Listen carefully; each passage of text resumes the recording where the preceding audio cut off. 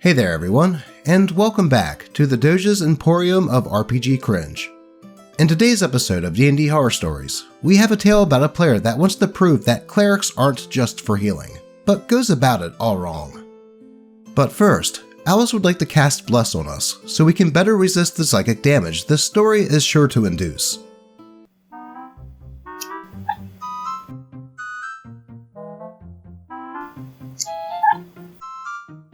Ah, there we go.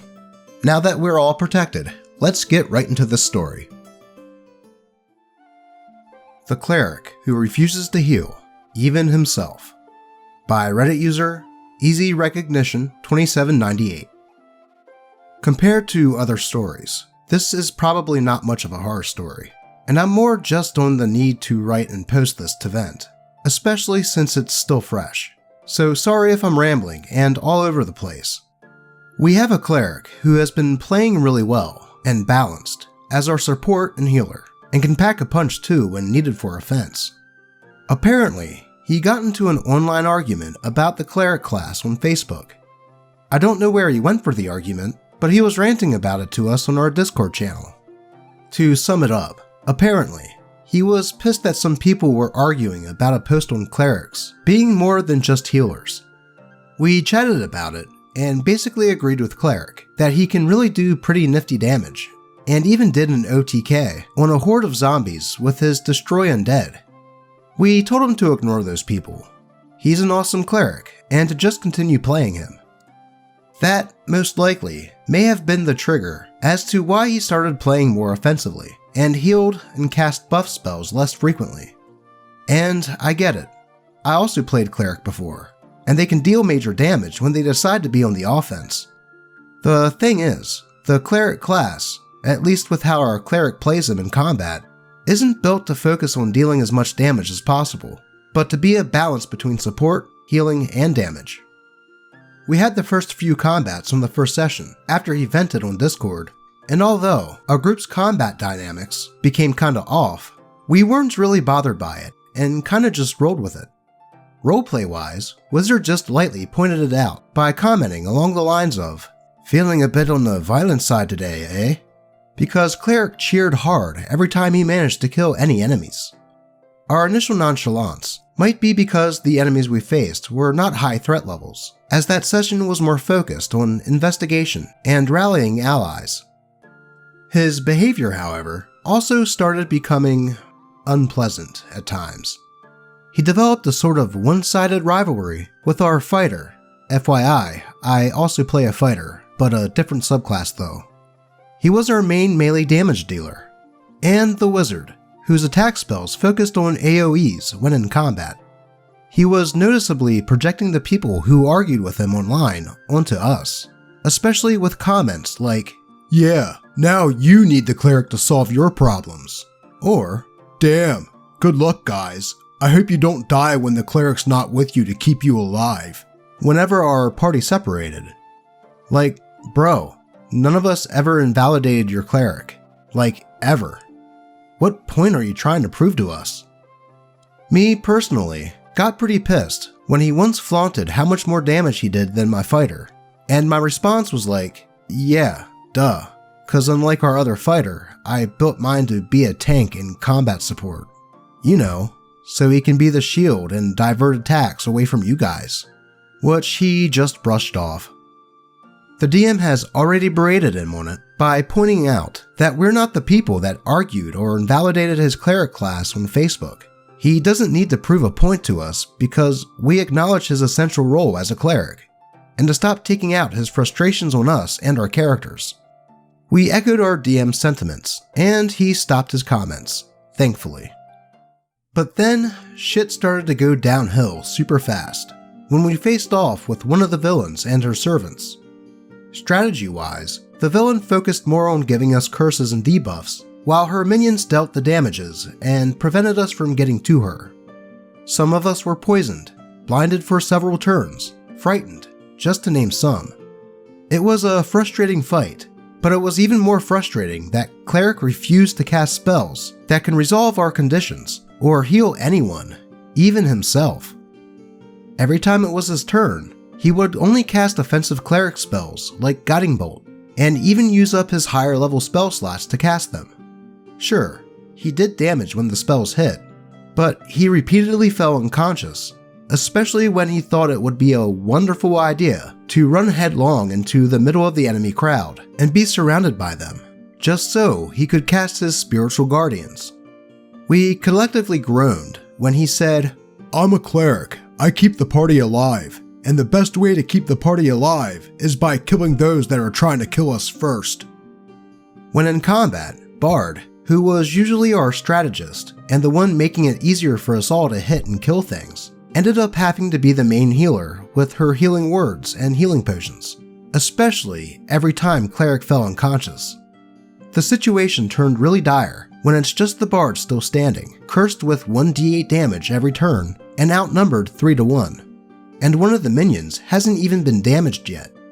Cleric's player went off on her, telling her to heal him back awake. Desperate, and thinking that he would cast Mass Healing Word to get us all back on our feet, she did so. And you know what Cleric decided to do? He used his main action for an offensive cantrip. I forgot the name, but basically those within his melee range get attacked. Then his bonus action to cast Spiritual Weapon at a higher level, and both spells missed. What's even better is that the villain uses her turn to attack him, and with just the Bard's 5 HP of healing he got, he was obviously taken out. Again. We were close to a TPK, and even the DM sounded visibly distressed at how the battle was turning out. The Bard managed to survive another enemy round. She was close to being taken out as well, but somehow managed to survive the minion's turn, and then the villain's turn, and succeeded her save to end her curse. When it was her turn again, Cleric's player had the audacity to demand her to heal him back awake again. She ignored him and woke me instead with her last potion, because I was exactly next on the turn order and also had a potion to help another player. Cleric groaned and demeaned her for it, and she replied with, "Since she's a character with a strong strategic mind, given what just went down, it was what she would have done," which has got to be one of the most satisfying "it's what my character would do's" I have ever heard. I then managed to give the fighter the only potion I had, who I might add was on his last death save, then used action Surge to finish off a minion, with disadvantage because I was still fucking poisoned, and then Commander Strike the fighter into attacking the villain who was next to him, and he landed a whopping nat 20's worth of damage on her, but she still was not dead though. Wizard's death save came up, and by some digital dice miracle, he also rolled a nat 20 and was revived by 1 HP. Now, this is where we all got a bit sidetracked, because this is the first time anyone rolled a natural 20 on a death save. We weren't sure if Wizard was allowed to do anything on the turn that he was revived on with the nat 20 death save, but regardless, the DM decided to allow one action, and will apply it for any future natural 20 death saves in his games. Anyway, Wizard used the Scorcher spell, I forgot the full name, but basically fire damage in a straight line, and cast it at a higher level, and killed the main villain. We ended that session by dragging the last living minion back to our base. We stuck around a little while after that in the voice channel to discuss the session, and did a bit of analysis on the combat with some metagaming knowledge. Cleric's player was pissed, and complained that he could have finished that fight and gotten us all out of that situation faster if Bard just healed him. DM challenged him on that and asked him what he would have done if Bard chose to heal him awake again, and he said he would do the exact same thing that he did with the spells that missed. As I've laid out on how the battle went down above, even if he managed to land both spells and take out the villain, they'd still end up getting wiped out by any 2 remaining enemies with what was left of their HP. That was one thing, but then Bard brought up an interesting point. Wait, how many spell slots do you even have left? He stalled a little in answering by saying he'll check his character sheet, and stumbled in his words. Guess what? He only had his cantrips and several low-level spell slots left. His spiritual weapon would have been casted at its lowest level if he pulled through on his plans, which means that even if he landed both spells and both at full damage, he and the Bard would have also been wiped out by the enemy's turn. That revelation made things awkward in the chat for the moment, so DM directed the conversation to the fighter and wizard's natural 20 miracles that happened in the last moments. Fighter also added that even he wasn't sure that we could have won despite his natural 20, and even revealed that during the combat, he private messaged the DM for some way to let him sacrifice his character so that the others can survive and escape. I gave a bit of an input or question on the encounter's difficulty level, and Cleric chimed in that the encounter was too rough. The DM then told us that although the encounter was made to be difficult and befitting of one of the main villains, it wasn't the most difficult encounter we have faced compared to some of the other high threat encounters we had. He pointed out that we fought harder enemies before, with even worse rolls. For some reason, we had several Snake Eyes rolls on one of the encounters. Plus, we were even at a lower level back then, and still managed to beat them. At one point of our discussion, Wizard went frontal with Cleric, asking why he wouldn't heal anyone, even himself. That it wasn't cool to make Bard deplete a lot of her spell slots for healing words, while he kept abandoning us like that when we were dying. Cleric got defensive, and argued back that everyone else had a form of healing, or self-healing, to take care of themselves, except for Wizard. But even then, he also had a potion, which is why Cleric assumed that everyone would be fine. He got rebutted on that when we pointed out that everyone, including himself, was knocked out except for Bard, and that Fighter was so close to making a new character due to his 2 failed death saves. I don't remember what else was argued, but I think it struck a chord in Cleric, who got pretty quiet when Wizard more or less said something like, "If you have now stopped caring about our characters, at the very least, you could still try to care about your own character, instead of caring more about proving a point to a bunch of internet strangers that you argued with like 3 weeks ago. They're not even here to watch our sessions and see you prove them wrong.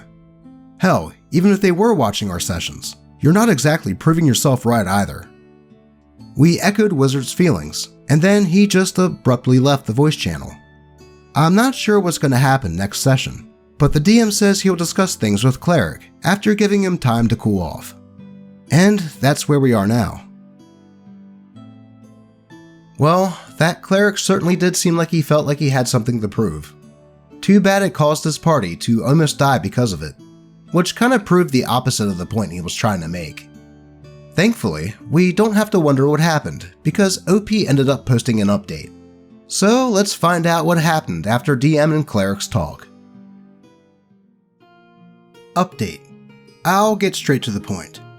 We worked things out, and we're cool again, and this current post I made has gone through both Cleric and DM for their perusal and approval.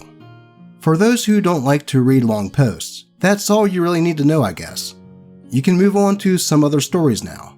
But for those who want to know more detail, the next 3 paragraphs await your reading.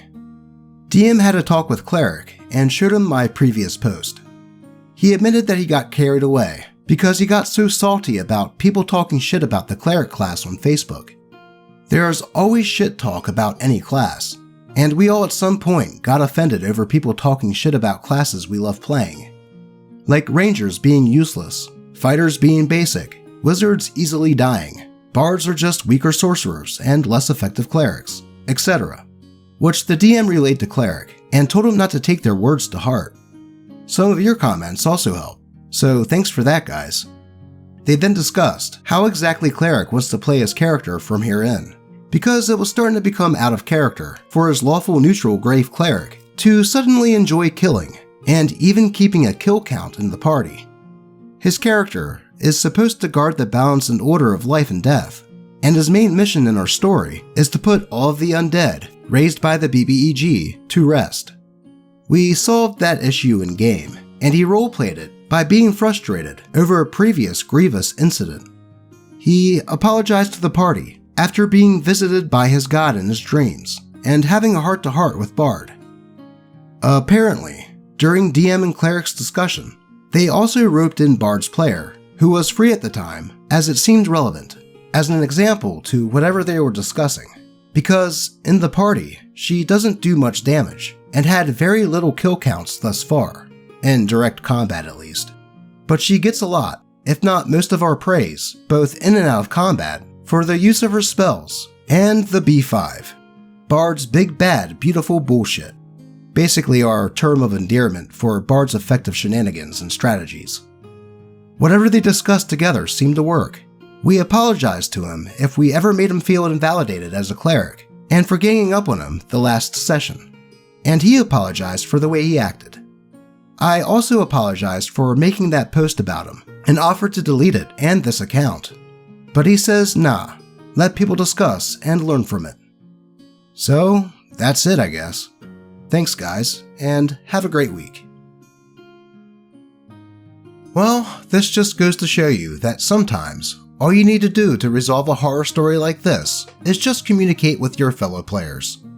It's also a good lesson to not take everything that is said on the internet too seriously.